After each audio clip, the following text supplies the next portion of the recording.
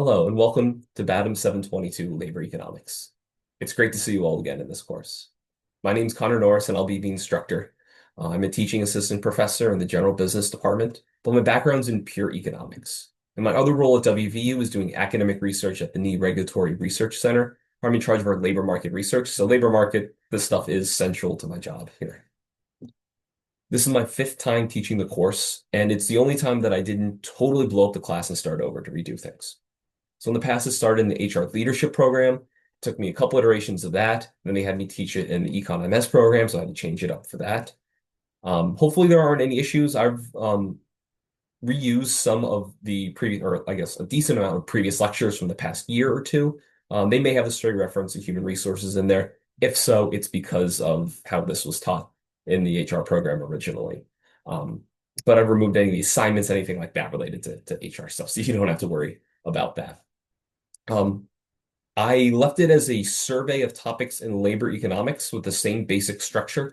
It's had a very similar structure from the beginning, even if I've been totally redoing the textbook and the actual lectures themselves.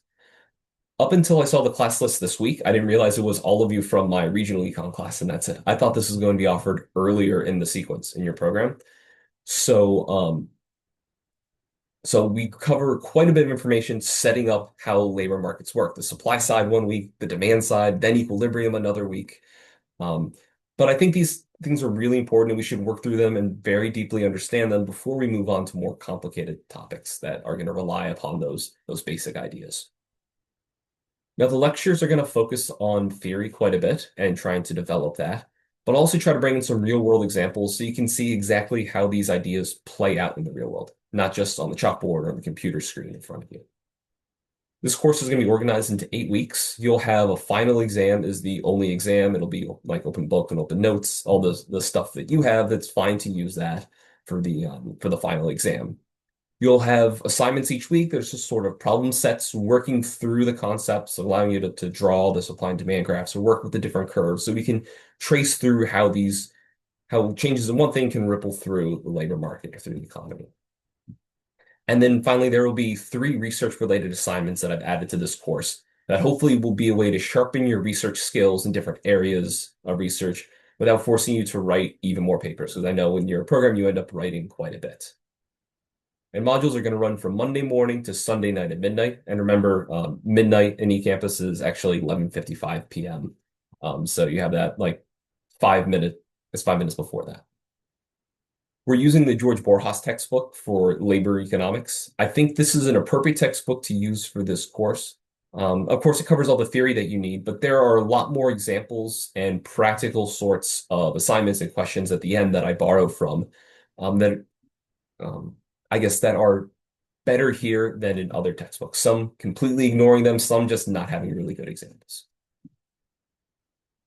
So the topics in this course are going to begin with labor market supply and labor market demand, then equilibrium analysis, kind of like the big three. We'll focus on those each individually for a week. Then we'll get into some of the more in-depth topics that you really need to encounter in a high-level labor economics course. And that's where I'll be adding a lot of new lectures and have you reading some of the great articles about these topics. Now, one of the hardest parts about teaching an online course is similar to the hardest parts about taking an online course, and that's not being able to interact with each other and see what's going on. So I find it difficult to see if you're understanding a topic or if you're a little confused. In a classroom, I can see if someone puts their head down or if they look really confused. Here, I can't. On your side, you can't ask me questions in the moment and just say, wait, could you clarify that? Could you explain it a little bit more? Could you do this slightly differently? And that can end up giving you a lot more work as you're trying to understand things and reread something for like the 5th time. So something that I try to encourage in my online courses is that if you have a thing you're struggling to understand, if you have a question for me, if you need something explained slightly differently, please feel free to email me. Don't think that this is like a big like bother. We get tons of boring emails that are unrelated to what we do, things that are basically spam that we instantly delete. These types of emails, I do like to see they're important if you're trying to understand things. It can save you a lot of time if I can just explain something slightly differently and it clicks instead of you spending an hour or two reading and just confusing yourself more and more. If we were in an in-person class, These emails would be the same thing as you coming up to me if we were taking a break or at the end of the course or end of the lecture for the day. You said, "Hey, wait a second, I have a quick question," and we talk for like a minute. So think of it that way. Please feel free to reach out. There's actually not that many people in this course, so even if everyone emails me, it's not going to fill up that much time. But that's also why I'm here. Of course, asynchronous makes it very easy for us for our schedules, and we don't have to be together interacting. But interacting, talking with each other, answering questions, that sort of stuff is really important. So please don't think of that as a bother.